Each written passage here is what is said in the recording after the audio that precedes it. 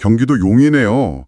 가면 손님들이 막 인생곡이다 이렇게 극찬하는 정육점이 하나 있습니다. 아, 저도 들어본 것 같아요. 네, 그곳 주인은 뭐 19년 경력의 베테랑이고 또 아들에게 자기 삶을 자랑스럽게 보여주고 싶은 그런 평범한 아버지죠.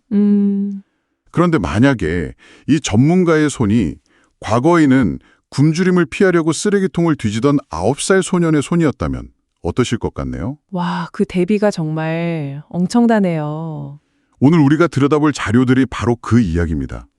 김용정 씨의 증언, 또 그의 성공 전략을 분석한 보고서들. 네, 맞아요. 보내주신 자료들을 바탕으로 한 사람의 인생을 관통하는 그 생존과 성공의 코드를 같이 한번 파헤쳐 보려고 합니다. 좋습니다. 이게 단순히 뭐 고생 끝에 성공했다 이런 뻔한 이야기가 아니더라고요.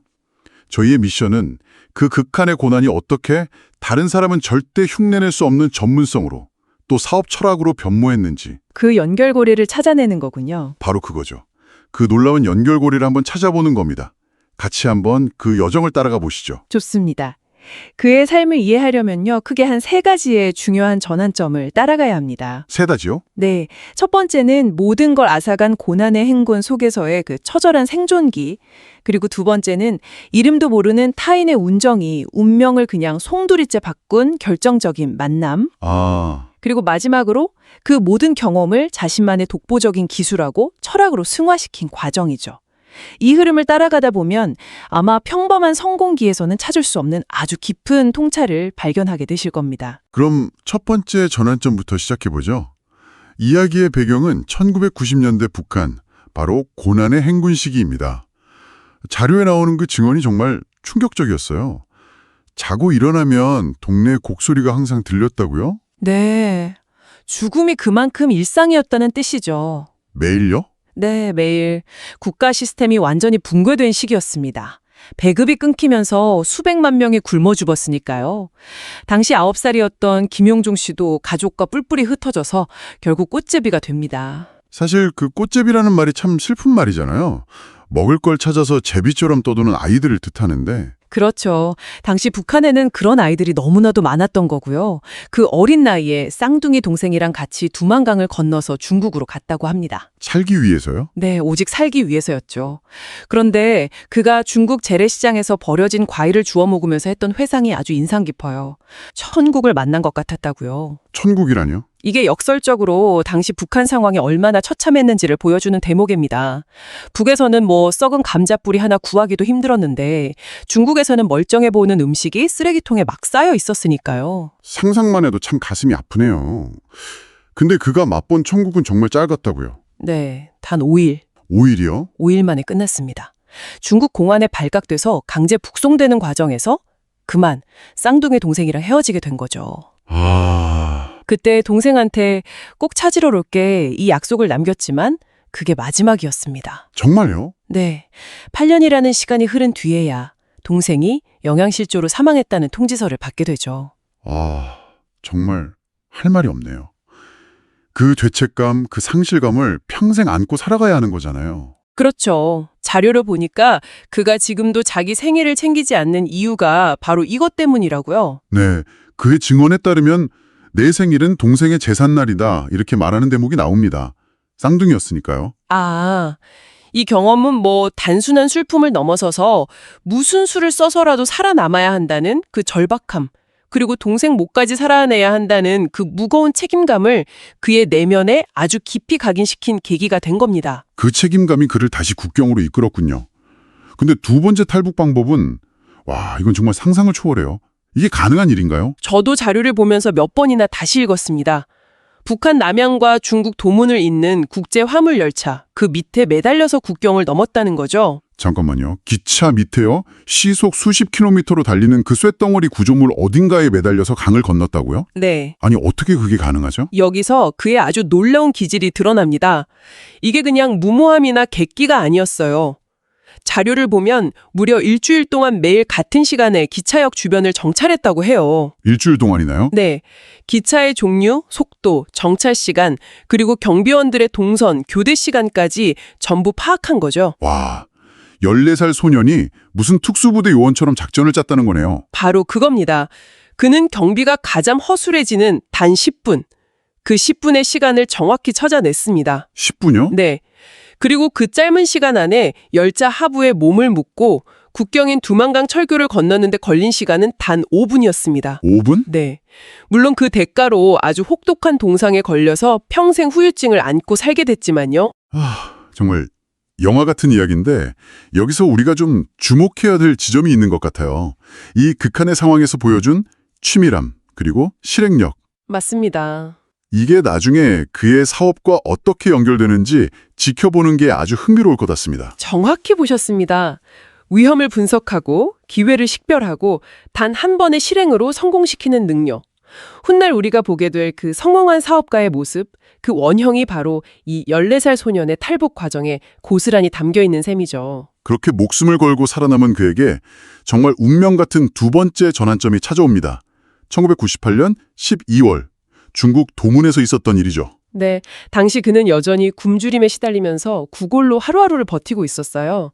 대부분의 사람들은 그를 그냥 외면했죠. 그랬겠죠. 자료에 따르면 네가 북한 사람인 게 나랑 무슨 상관인데 이러면서 냉대하는 사람들이 대부분이었다고 합니다.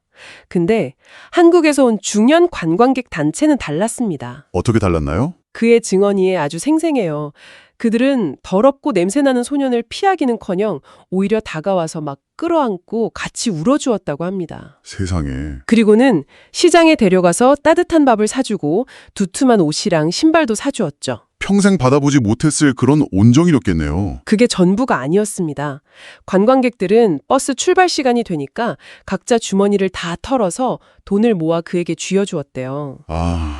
그 돈이 바로 중국 돈 100위안이었습니다. 100위안, 지금 가치로는 뭐 큰 돈이 아니지만 당시 그 소년에게는 어느 정도의 가치였을까요? 그가 회상하기를 북한에서 성인 한 명이 1년 동안 먹을 옥수수를 살 수 있는 거금이었다고 합니다. 1년치 식량이요? 네.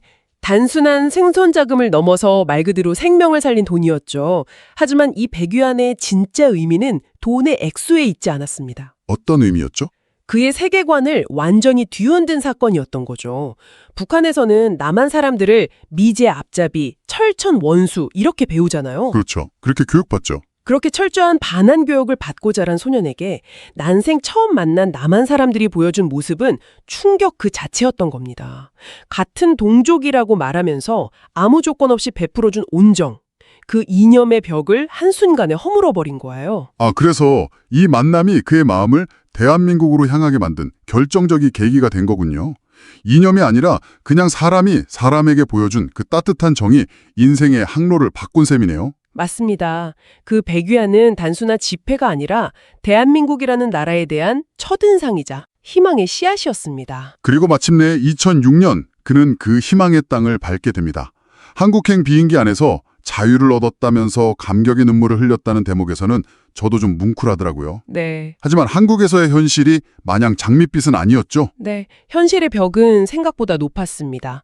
북한에서 요리사로 일했던 경력을 살려서 대학 조리학과에 입학을 했는데 영어를 비롯해서 기초 학업 수준을 도저히 따라갈 수가 없었던 거죠.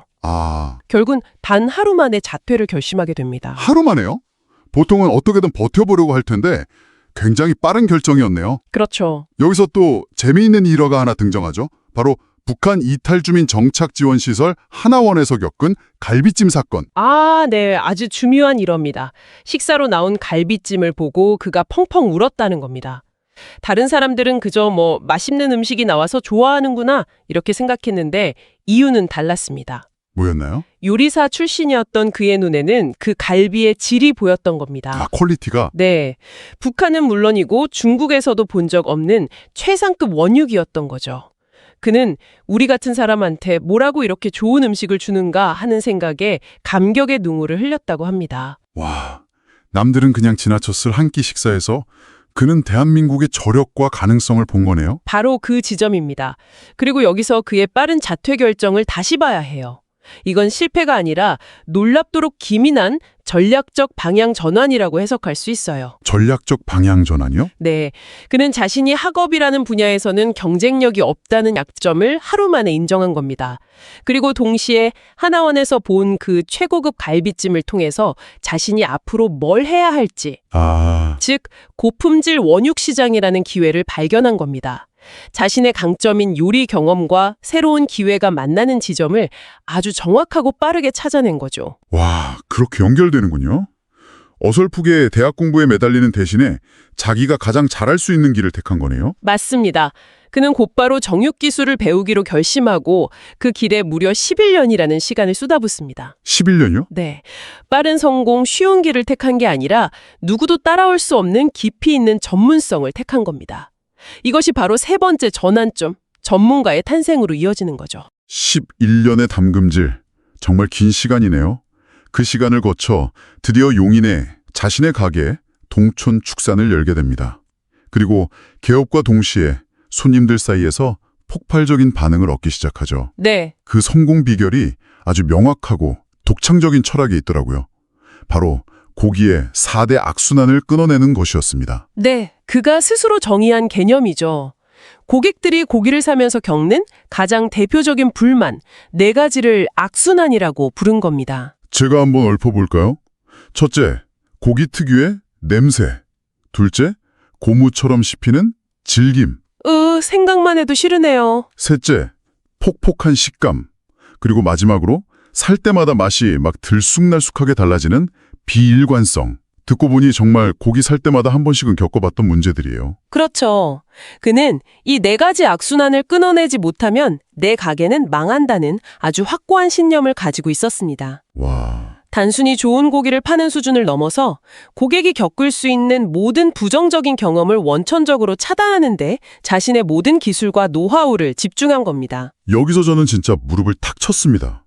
14살 소년이 일주일 내내 국경을 정찰하면서 모든 변수를 파악했던 그 집요함이요. 네네. 이제는 고객의 가장 사소한 불만까지 파고들면 완벽주의로 이어진 거잖아요. 정확한 연결입니다. 생존을 위해서 주변의 모든 것을 분석하고 통제해야만 했던 경험이 이제는 최고의 품질을 유지하기 위한 비즈니스 통찰력으로 완벽하게 전환된 것이죠. 위협을 분석하던 관찰력이 시장의 문제를 분석하는 날카로운 눈이 된 거군요. 바로 그겁니다. 그러니까 다른 정육점들이 어떻게 하면 고기를 더 잘 팔까를 고민할 때 그는 고객은 왜 고기 때문에 고통받는가라는 근본적인 질문을 던진 거죠. 아, 그 차이가 그를 소위 말하는 대체 불가능한 존재로 만든 거네요. 맞습니다. 고객들은 단순히 고기를 사러 오는 게 아니라 김영종이라는 전문가가 보증하는 완벽한 경험을 사러 오는 거죠. 와, 이것이 그가 열성팬, 찐팬이라고 불리는 아주 강력한 충성 고객층을 확보할 수 있었던 핵심 비결입니다. 그의 활동은 여기서 그치지도 않아요. 정육아빠 세터민의 33이라는 이름으로 유튜브 채널도 운영하고 있더군요. 아, 맞아요. 근데 그 목적이 가게 홍보가 아니라는 점이 또 인상 깊었습니다. 네, 그가 유튜브를 하는 이유는 오직 하나, 바로 그의 아들 때문입니다. 시험관 시술로 어렵게 얻은 아들에게 아빠가 얼마나 치열하고 열심히 살아왔는지를 보여주고 싶다는 거죠. 일종의 영상 유산인 셈입니다. 아빠의 인생 자체가 아들에게 물려줄 가장 큰 자산이라고 생각하는 거군요. 저는 이걸 굉장히 정교하고 또 진정성 있는 브랜드 전략으로 봅니다. 그는 단순히 고기라는 상품을 파는 게 아니에요. 그럼 뭘 파는 건가요? 잿더미에서 일어선 회복 탄력성, 11년간 한기를 판 전문성, 그리고 아들을 향한 아버지의 사랑이라는 진정성까지 자신의 서사, 즉 내러티브 전치를 판매하고 있는 겁니다. 듣고 보니 그렇네요. 고객들은 고기를 사면서 그의 이야기에 감화되고 그 스토리에 기꺼이 돈을 지불하는 거군요. 그렇죠. 이건 다른 경쟁업체들이 최신 장비를 들여오고 가격을 할인해도 절대 모방할 수 없는 아주 강력한 유대감이 되겠네요. 네, 일종의 해자가 되는 거죠. 그는 자신의 가장 큰 약점이었던 탈북민이라는 꼬리표를 이제는 누구도 따라할 수 없는 가장 강력한 브랜드 스토리로 승화시킨 겁니다. 오늘 이야기를 정리해보면 참 놀랍습니다. 죽음의 문턱에서 오직 생존을 위해 몸부림쳐했던 한 소년의 그 처절한 이야기가 결국 수많은 고객의 가장 깊은 불만을 해결하려는 한 장인의 철학으로 아름답게 완성됐네요. 네, 그의 과거는 더 이상 지워야 할 상처나 숨기고 싶은 비밀이 아니라 그의 성공을 만든 가장 단단하고 깊은 뿌리가 된 셈입니다. 그렇죠. 어둠이 가장 깊었기에 작은 빛의 소중함을 누구보다 잘 알게 된 것이고 굶주림이 가장 혹독했기에 최고의 맛을 향한 집념이 누구보다 강렬해진 것이죠. 모든 게 연결되어 있습니다. 그가 지금도 가장 바라는 소원 중 하나가 1998년 겨울에 자신에게 백위안을 쥐어주었던 그 이름 모를 관광객들을 찾는 거라고 합니다. 아, 그분들을요? 네, 자료에 담긴 그의 영상편지를 보니까 이렇게 말하더군요.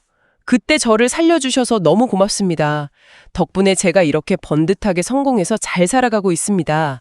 라고요. 그 작은 온정이 어떤 나비 효과를 일으켰는지 생각해보면 정말 경이롭습니다.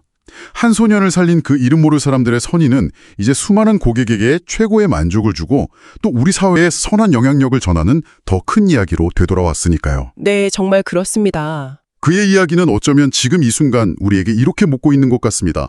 오늘 당신이 무심코 행한 작은 친절이나 온정이 20년 뒤 또 다른 누군가의 인생을 바꿀 위대한 서사의 시작점이 될 수도 있다는 사실을 혹시 잊고 살지는 않았냐고요. 아... 우리가 어떤 씨앗을 뿌리고 있는지 한번 돌아보게 만드는 그런 질문이죠.